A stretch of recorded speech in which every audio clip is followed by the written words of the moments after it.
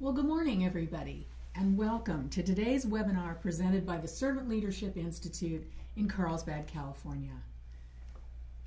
I'm Carol Malinsky, Director of Content and Curriculum for SLI, and I'll be hosting today's webinar, which we're calling How to Give and Receive Feedback. Our founder and CEO, Art Barter, is with us today to give us his insights and some practical tips for giving and receiving feedback. Good morning, Art. Good morning, Carol. How you doing? Good morning, everybody. How you doing out there today?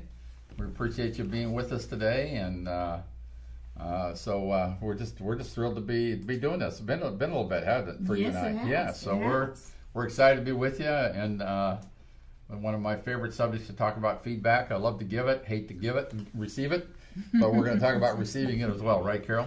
Yeah, exactly. And before we get started, we would like to invite you to live tweet during our program using hashtag SLI webinars. And in order to fully benefit from today's program, we'd like you to ask questions, and you can do that at any time during the broadcast. So here's how you can submit them. As you can see on the right-hand side of your screen, there's an area for you to type in your questions.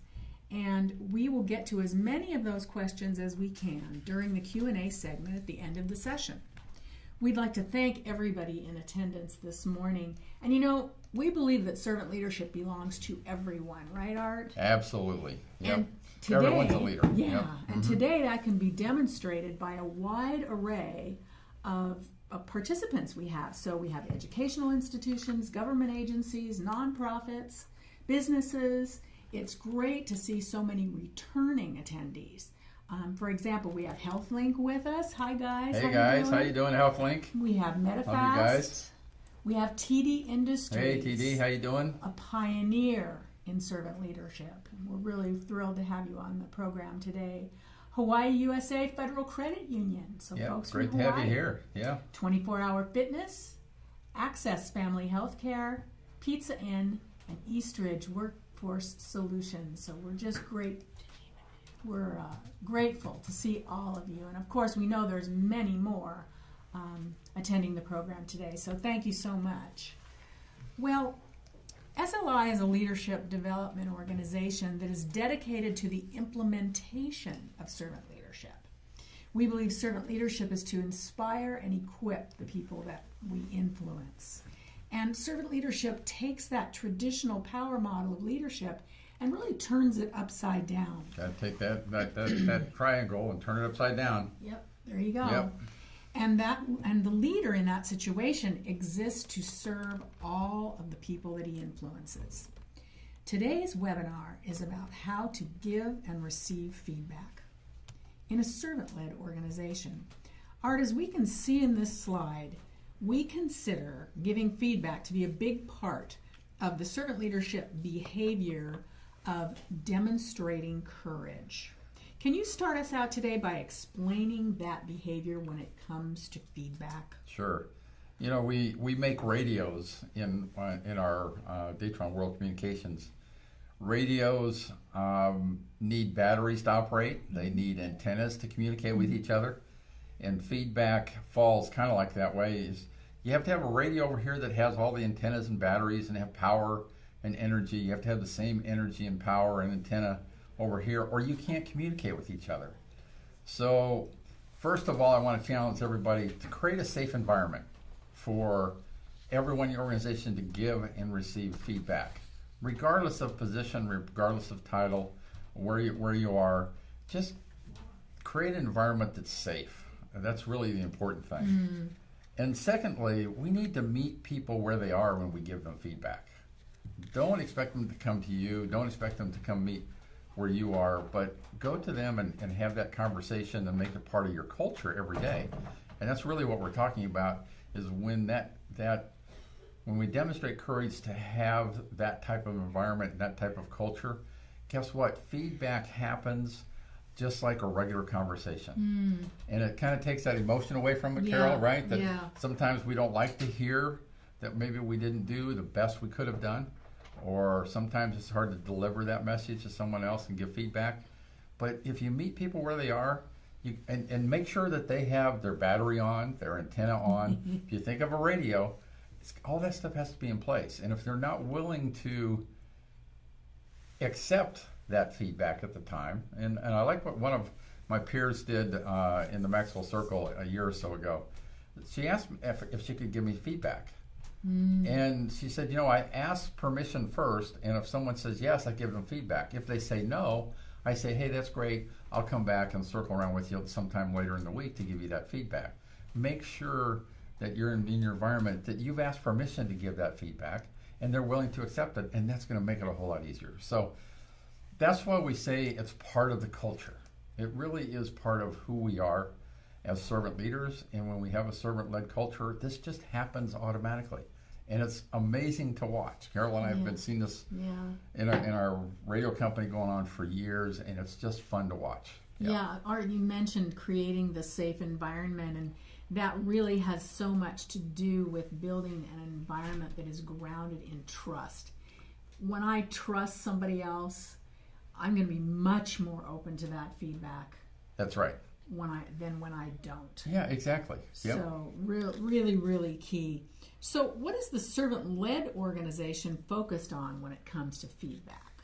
Well, you got to make sure that if you have a mission and purpose in your company, like our purpose, positively impact the lives of others, use that as your motive to go forward. I want to positively impact that individual when I give them feedback. So go approach it with a positive intent. You've got to say, hey, I want to make sure I approach this in the right way. You have core values in the organization. Make sure you approach the feedback with core values, and make sure you use your core values to deliver that. Stay calm, stay level-headed, things of that nature. And then I like to talk about being motivated to intentionally inspire and equip. And if we motivate ourselves to intentionally inspire and equip through feedback, guess what? We're now doing it with the right heart, the right motive, and it gets received in such an amazing way. It's unbelievable. Now, we commit ourselves to behave in a servant-led way. Now, I want to warn everyone, we're not perfect. Right, Carol? We're not perfect. A lot of us have been raised in what we call a power world or a different type of world. You're always going to struggle with that. And I don't want anyone to walk away thinking, hey, I'm going to act like a servant leader, and when times get tough and you get stressed, some of your old behaviors are going to come out, and that's okay. That happens to everybody. It happens to me, happens to Carol, happens to my leaders. What we do is we extend grace. And we extend that grace in a loving way and say, you know what, something's not quite right with Art today. Something's not quite right with Carol. Maybe I should have that conversation tomorrow instead of today. And that's what part of meeting people where they are is be sensitive to that part of giving feedback. But, if you go down to Walmart or Target and go in electronics and find a radio has an antenna on it, it has a battery on it. They have to be there in order to work, and the person who's receiving the feedback has to have the same radio, the same power, the same antenna, or guess what? You don't communicate. So make sure everybody's willing to listen and talk and exchange ideas when you give feedback. Yes, that's really key what I'm hearing you say there, Art, because there are what I hear you saying is that there's certain ways that people get on the same wavelength that allows them to communicate in a better way. It is. When you go meet people where they are, we're going to talk about this in a little bit, about the feeling side of things, right? How you feel about what's going on. But yeah, you have to, when you meet people where they are, you make an intentional effort to get on their frequency, if you will, right? Yes. And make sure that I'm tuned in to what they're saying, tuned into how they're feeling.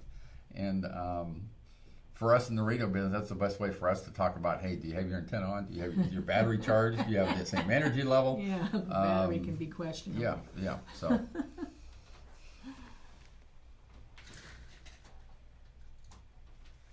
So here's where you talked about facts And feelings. And feelings. And here's, I want to share with you, leaders, 90% of the time you get a reaction from someone that you don't expect. You feel like you've approached it with the right motive, you've said the right things, you've practiced, you've thought out what you're going to say, but you get a reaction that just shocks you or surprises you. Here's what I want to help you understand. 90% of the time, the person's reaction will have nothing to do with what you just said. It has all to do with maybe how you sounded, or maybe it reminded the person of a bad experience they had at a different company. And they're going to react to it. And I like to tell people, when it feels like it, sounds like it, an experience in the past, we're going to pull that file up, and that's how we're going to react. I think I've shared this story before where I've mentored people, asked them to come by my office at 4 o'clock, and one individual one year showed up with a box of stuff. I said, "What's in the box?" She says, "Well, it's my personal effects." I said, "Why did you bring your personal effects with you?" She said, "Well, in my last company, when I was asked to come to the CEO's office at 4 o'clock in the afternoon, I was next taken to HR, and I was fired. I lost my job." Now, I just wanted to talk to her about some things and mentor her a little bit. Yeah. She said, "Hey, this happened in my last company. It's a CEO, so it must be the same thing." And so just remember, people have experiences they bring to the table, and that's where you have to really start thinking about feelings and have empathy.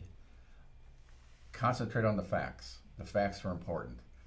But people are going to have feelings. And when feelings get hurt, maybe you didn't say something you should have, or how you said it, how you didn't say it, or you remained silent when there was an important feedback to you in the conversation.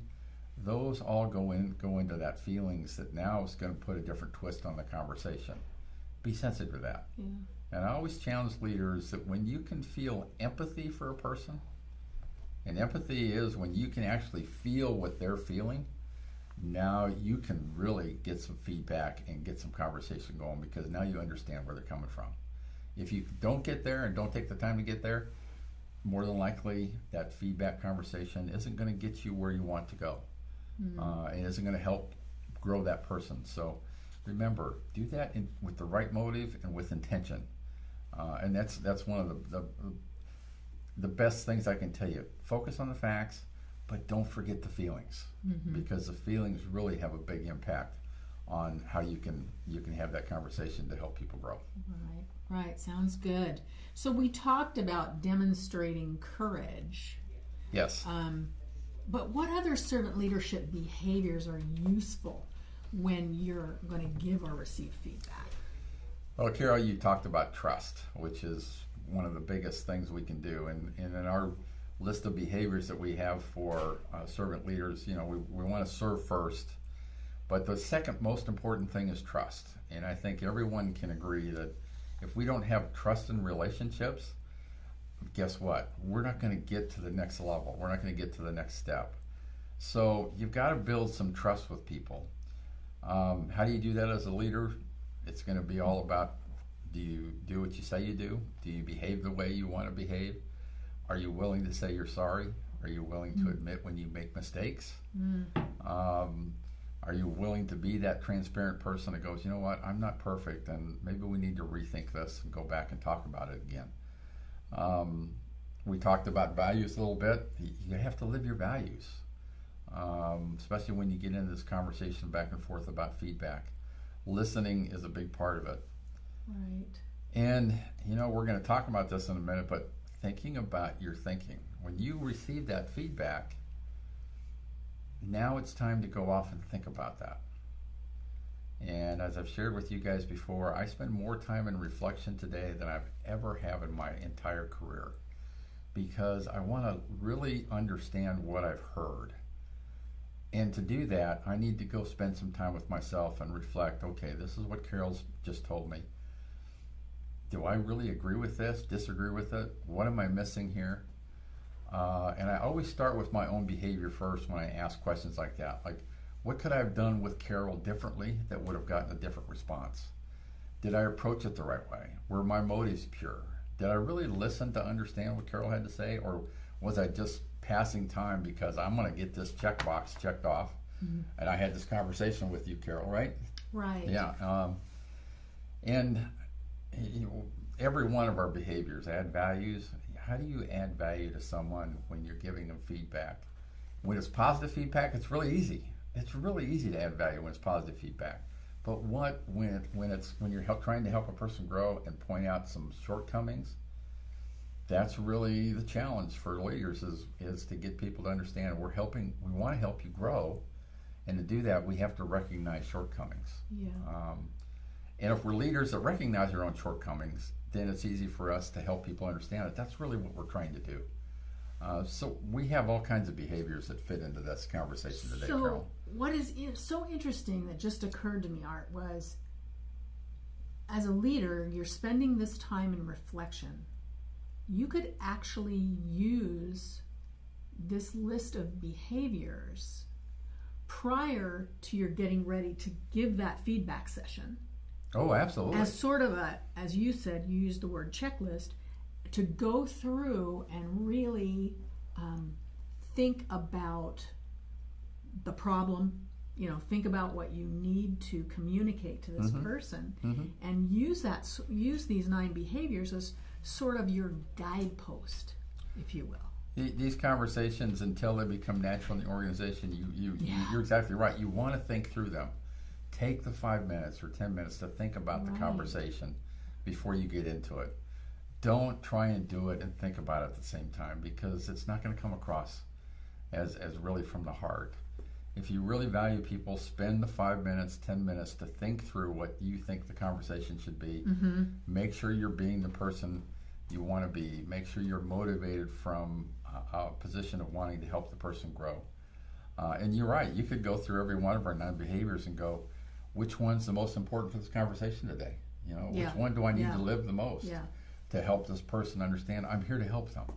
Yeah, and so we'll see as we go a little later into the program as well that we'll be giving you some steps on literally how to give the session and how to communicate. So, but keeping these behaviors in mind is a good thing. I wanted to ask you one other question before we went on, and that is, what are the frequent situations where you need to give feedback?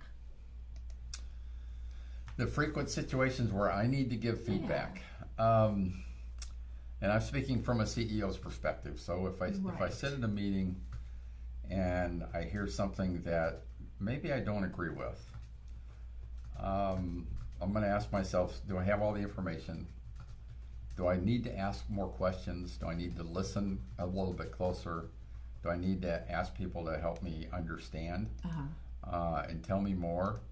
And then I can ask permission, would you like my feedback on this? Would you like my input on this? And if the group says yes, hey, we're great, we're off and running. If the group says, you know what, let's talk about it a little bit more, let's talk about it a little bit more. For me as a leader, when I see body language that says the person's not engaged, all right, and I can relate to some of my old past history where I look around the table and I see heads down, looking, and they're kind of scratching, and nobody's looking at the leader in the eye. No one's engaged in the conversation because you've entered that zone where the leader's speaking and nobody's listening because you've lost the confidence of the folks in the room. It's important for me when I see that to give that person feedback. Don't do it in public. Don't do it in a meeting, but go sit with that person afterwards and say, hey, listen, this is what I observed. This is my takeaway from it. Help me understand how you're feeling at the time so I can make sure that I don't make you feel that way again, right? And so that's where a good leader will always go ask for feedback and say, hey, what did I do to cause that reaction? I'll share a little experience I had with Lisa, my assistant. And Lisa, if you're listening, I apologize in advance. So I always love to do this to people. But I had a reaction it was after a webinar where we had some technical issues, and this was last year, and people were coming in trying to solve the problem, and I had a look on my face, and I was a little frustrated, but hey, that's what happens with technology. That's okay. And Lisa was upset, and it took me a day or two to say, hey, Lisa, why were you upset in this? And she said, it was the look on your face. It was the look on your face. Hmm.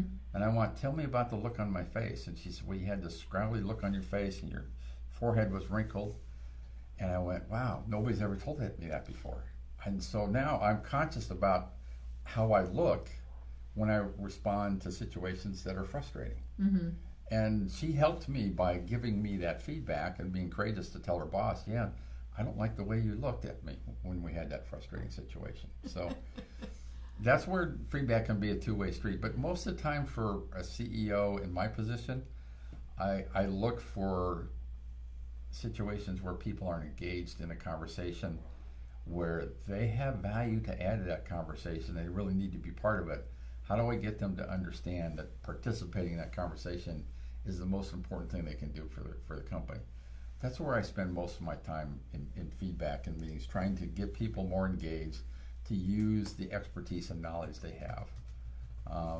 And then when I get reactions, like I said with Lisa, I'll ask for feedback and say, give me some feedback on some things. But that's where I spent most of my time.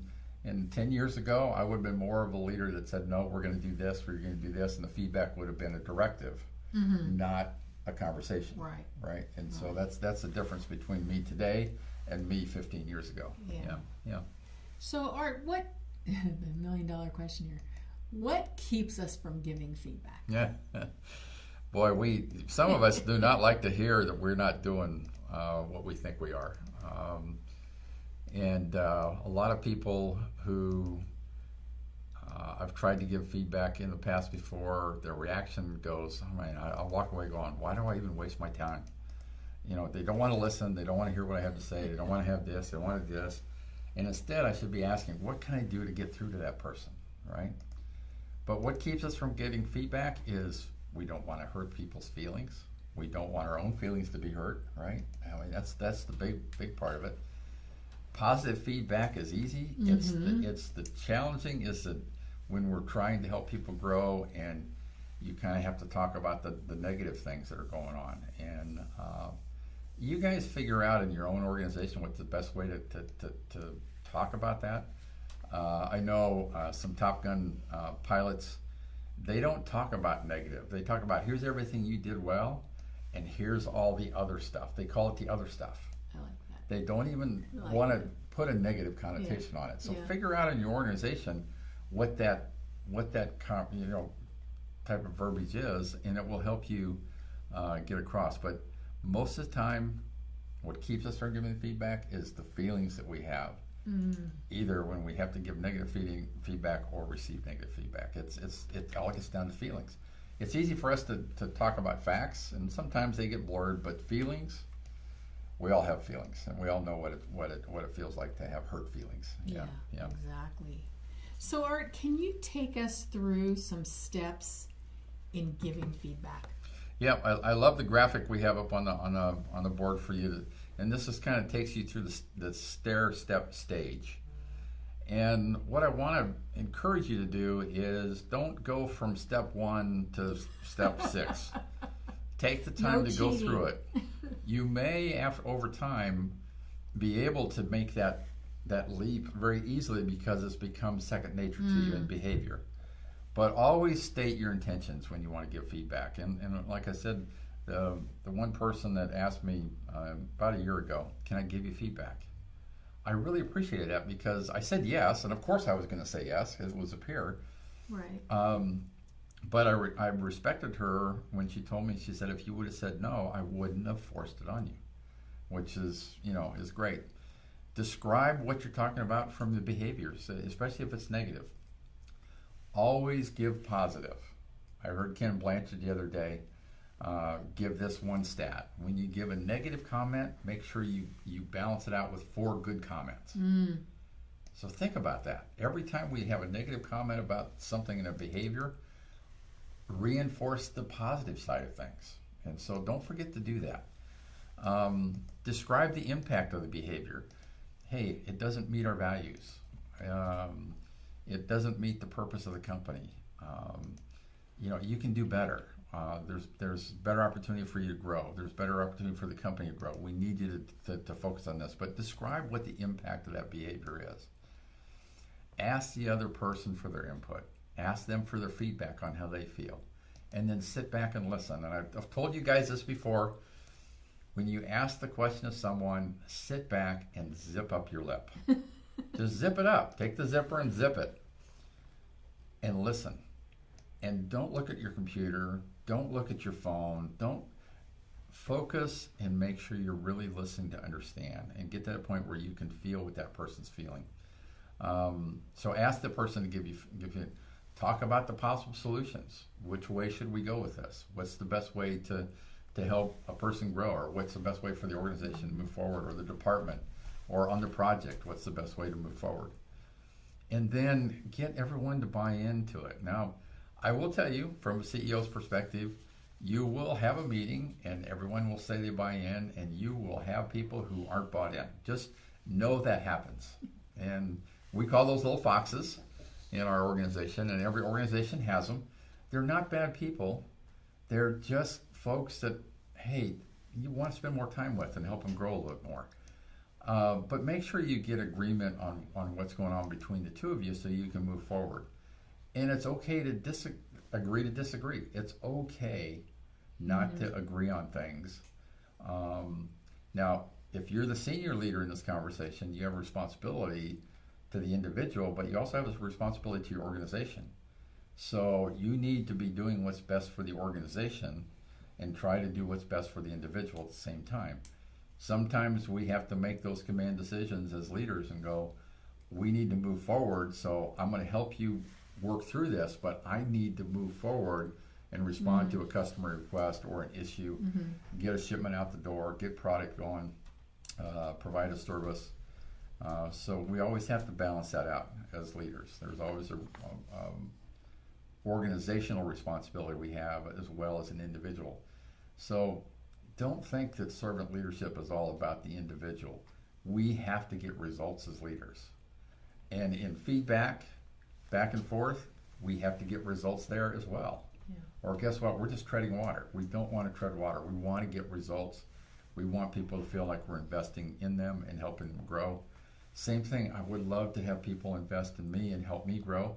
And the best way for people to do that for me as a senior leader is tell me what I can do differently to make things better. Give me that feedback, right? Yeah. So those are kind of the stair steps that we would encourage you to take. Sometimes when I first started going through this, I would sit down and actually write it out on a piece of paper and think about it. Yeah. Now I can pretty much go through this in just a normal conversation with people. You mean you would almost script it when you started out? Or? When I first started learning how to do this, I would sit down and script it out. And I wouldn't read the script, but I would think through the process one step at a time. And especially in the listening side, I would remind myself to listen. And one of my favorite verses in the Bible, I'll share this, is in James. It says, be quick to listen, slow to speak, and slow to anger. For anger doesn't provide the righteousness that God desires. So be quick to listen and slow to speak. And if we can do that as leaders in this process, guess what? That feedback is going to become part of our culture. Yeah. So I have a very specific question about this situation. And it is, do you still give the feedback if you yourself personally have not witnessed, say, the problem behavior? Oh, great question, Carol. And I think what I'll translate into is, do you react to rumors and gossip? Is that kind of what you're? Well, that's part of it, yeah. But I also think you may receive feedback from people that report to you regarding someone else, another situation, yeah. Right? Exactly. Yeah. I take that as a data point. I always want leaders to take it as a data point. The amount of value you put in the data point will depend on the other data points you collect. And as leaders, we want to collect multiple data points. So you can ask one person's opinion about what they heard and saw. You can ask another person in the same meeting, same situation, tell me what you saw, what you heard. They're going to have a different perspective. And so I try and collect multiple data points and consider about what people saw and heard, and then I'll approach the situation. So I try not to react to one specific data point and input. if I didn't witness it myself, I'll try and get multiple data points. Sometimes you just have to say, you know what, I'm not sure I'm ready to react to that. I'm going to wait until I see it in person. And sometimes that's the best approach to take with individuals, because especially when it comes to negative behavior, unless you witnessed it, it's really up to for interpretation. And I'm not saying you have to witness it, but you're going to have trust in people that are going to go, we really need to help Carol, all right? Carol's my example here. Really understand our culture of servant leadership and our culture of behavior and our culture of values. It's really upon us to teach people about that and help them understand how we behave in that environment. You know, if we fall down in our job in helping them understand that, guess what? They're going to fail. So it's really upon us to help them integrate into that culture. So take it as a data point. Don't take one input and run with it. Create, get different data points and put it all together. Okay, great. So now let's turn to receiving feedback. What are the benefits, Art, of receiving feedback? Well, I like the first bullet that's on the screen. It's really a gift. And if you look at it as a gift, as a leader, one of the things that I just don't like, and in fact, I spend probably more time trying to get people to talk and speak up, is when people go quiet. And when I want their opinion, I know they have something to contribute. They're very knowledgeable.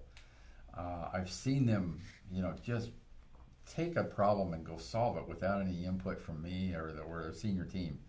Go run with it. But I really like that gift. It really is a gift to get that feedback and get that communication. People say leadership's lonely. I don't think it's really lonely. But I do know that when people aren't communicating with you, you have a relationship issue. So when you have great feedback, it's really a gift, because it's a reward from your relationship that you built with a person. And so it really is a gift. It gives you a chance to really figure out what reality is.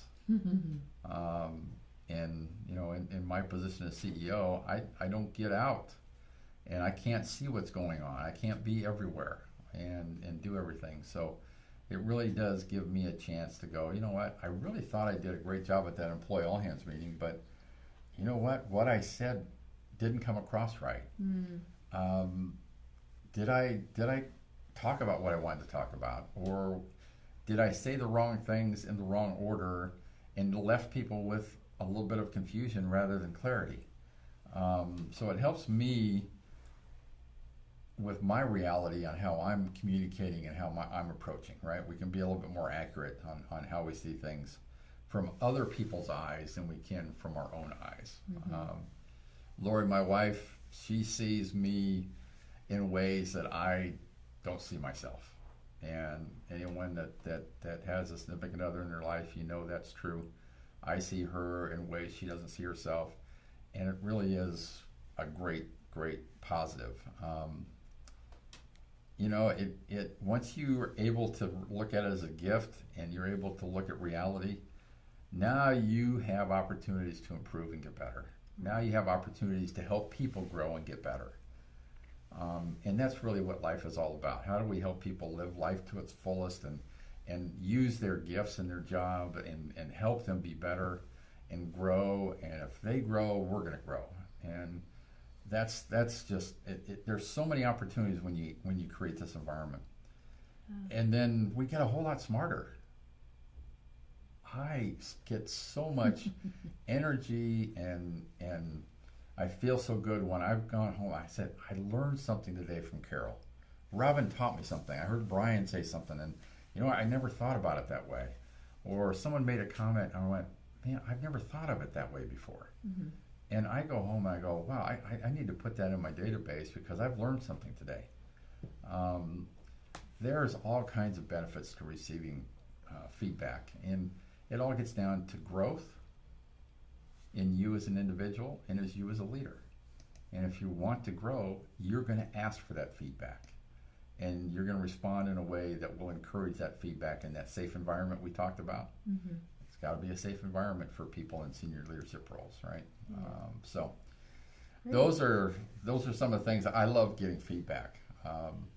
Sometimes I don't like getting feedback, but that's another subject and probably a discussion for another couple hours. So let's Right. go through the steps to receiving feedback. Well, we've got to listen. If you're trying to talk, or you're on the computer, or you're on your phone, or you're trying to read and edit a document, while someone's talking to you, guess what? It's not gonna happen. I don't care how great you think you are in multitasking.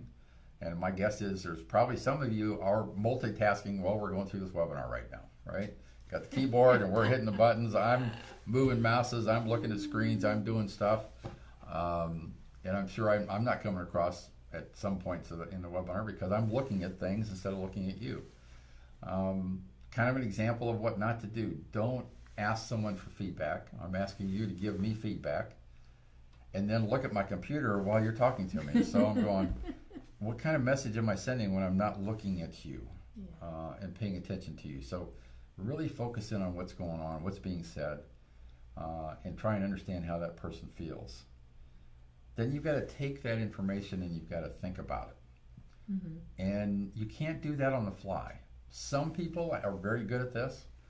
I've seen John Maxwell do this very, very well. Ken, I love Ken because he just speaks his mind.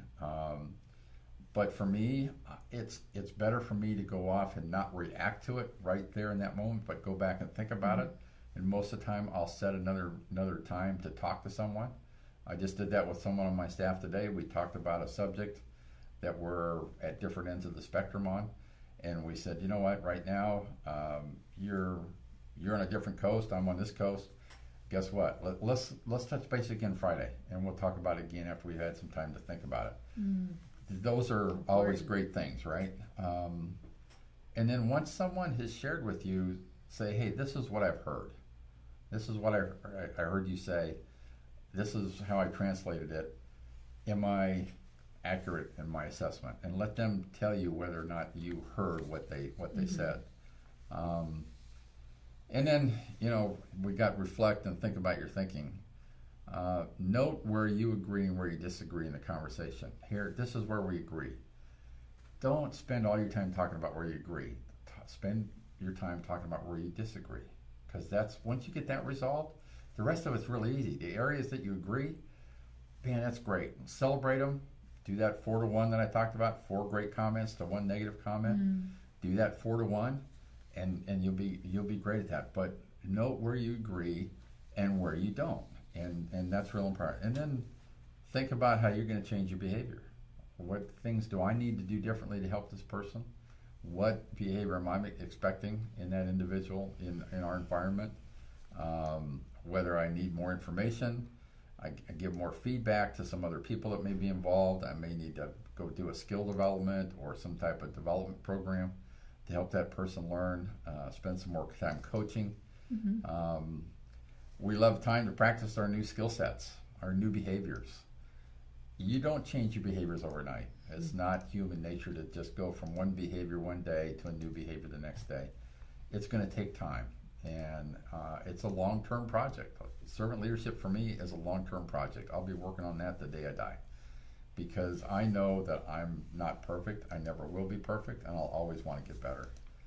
And then keep that feedback going. Keep that conversation going to where you have open conversation, and people can stop me in the hall and say, Art, you know what, I want to tell you about this challenge we had with this shipment, and I think we can do it better if we think about these things in advance at the time that we're going to ship it or the time we take the order. Let's go make this better, and work together as a team to do that. And those are kind of things that I like to see people do when they receive the feedback. Yeah. Great responses. Yep. And so we've reached that wonderful time where we answer questions. Oh, great. So let's go to our questions. Let's see what we got here. You gonna read them or I can read them. Okay, you got them. Okay. How would you follow up on that feedback? For example, I sit down with the other person, and after our discussion, I will recap it with an email to provide the other person an opportunity to seek clarification if needed. This is a way for me to confirm that we are on the same page. Yep, that's great. What I would suggest you do is the next day, just either call them or maybe send another email that says, hey, if you're different locations, hey, any questions on the email I sent to you? If everything's okay, let's move forward on what we talked about. Mm-hmm. If they're in your office and you can walk by on the way to the break room or to get coffee, just stop in and say, hey, Carol, I followed up yesterday. This is what, do you have any questions about that? Do you agree? And most of the time you can get hey, yeah, I'm ready to go. Let's go. And then you go and get rolling. I would really encourage you, unless you're in different locations or huge buildings, and there's some big companies out there that, you just can't go see people face to face. But in our size company, we have a 100,000 square foot building, and go talk to people. Go take a break and put your walking shoes on and go downstairs or upstairs and go talk to people. So, but just keep following up, and it doesn't have to be a long sit down meeting. Just say, hey, Carol, hey, I got this. We agreed.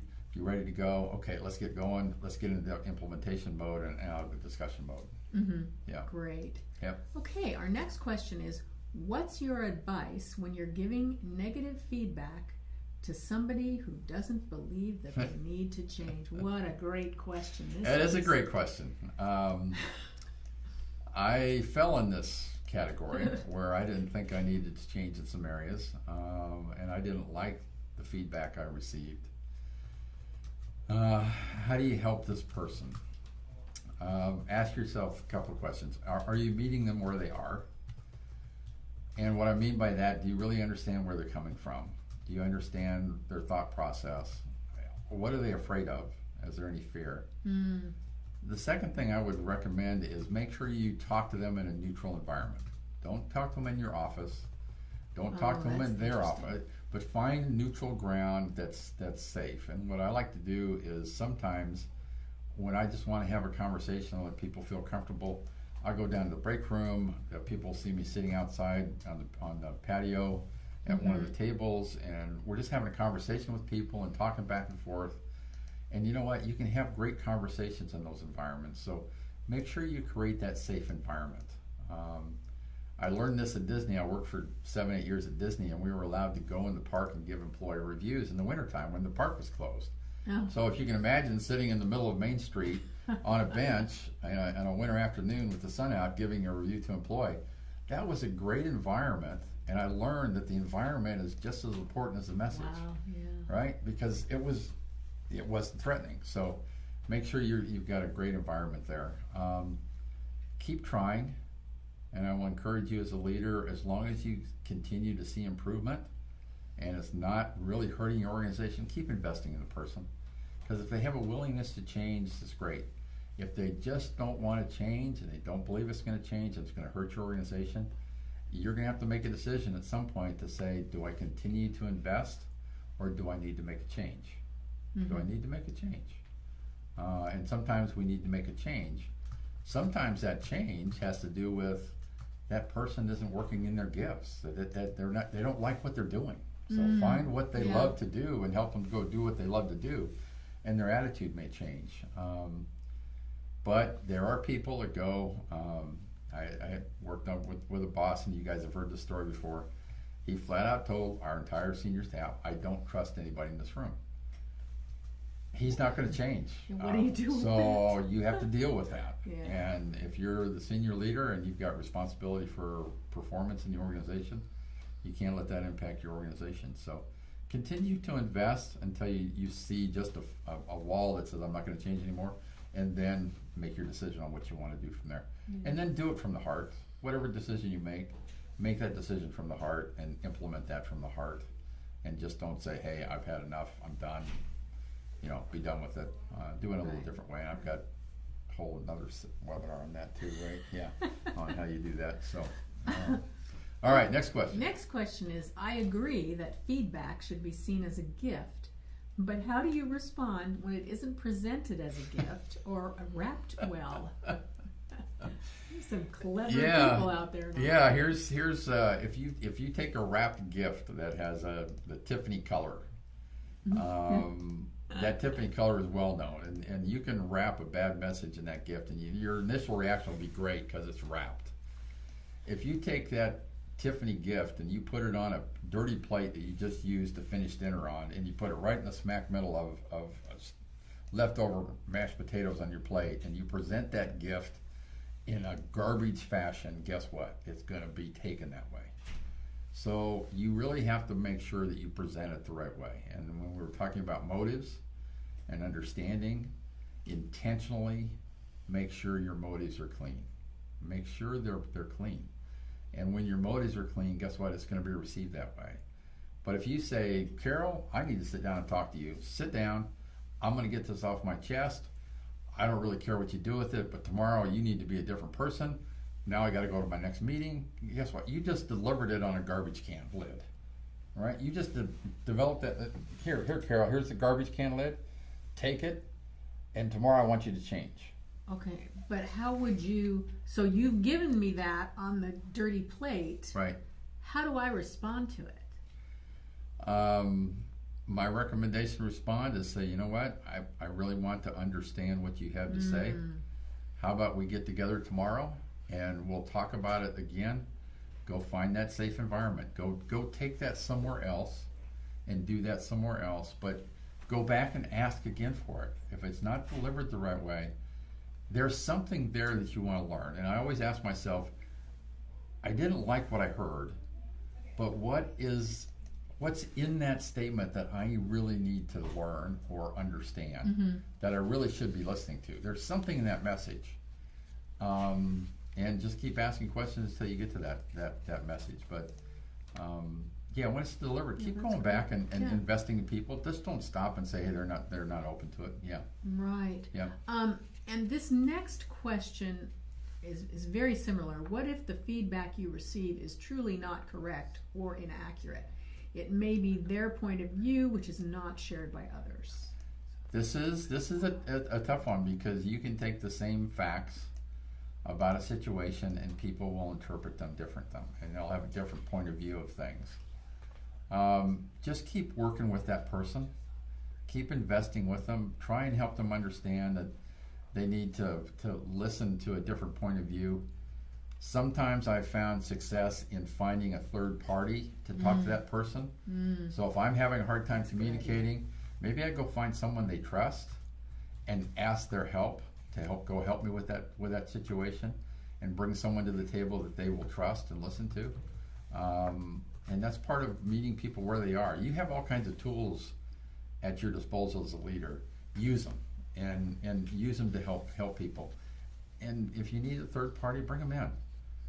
Sometimes we bring people from outside the company to help with employees, help them understand when we're not communicating. And we listen to them. They hear things that we didn't hear because we're too emotionally involved in the situation because we work here. And so use whatever means necessary to help that person. And get to the point where they have a good understanding of what the facts are. But find someone they'll trust and they'll listen to them. And that's really the best way to do that. Okay, great. And the next, actually, two questions are very similar to one another, Art. So the question is, where should I start to get on the same frequency with the people I lead? And how does that come from the heart? If you're not used to doing that, where do you start? You know, I can just share with you my experience. Early in my career, I was more concerned about how I appeared to people and whether I was a smart person in the room. I knew where we were going. I could tell them where to go. I wasn't concerned about getting on the same frequency. I would listen, but there were times when I would go, I know better than anybody else in this room. I'm going to tell them where we're going to go. And over time, I've learned that I need to tune into people. And tuning into people means looking at their nonverbal language, looking at how they're reacting to you. Learn their little things that they do when they show they're not engaged, when you've lost interest. Know when you've crossed that line, where you've lost them. Okay, and a lot of it is learning about human behavior, and that's why behavior is so important. Is when we observe behavior that tells us that we're not getting across to that person, we know we need to change. How it comes from your heart, that's probably the toughest transformation that we make as leaders, because we want to think with our brain, and we want to think through things rather than think about it, know what we want to do, and then think about how we want to deliver it. And when we deliver it with our hands through our heart, guess what? Our motives are a little bit different.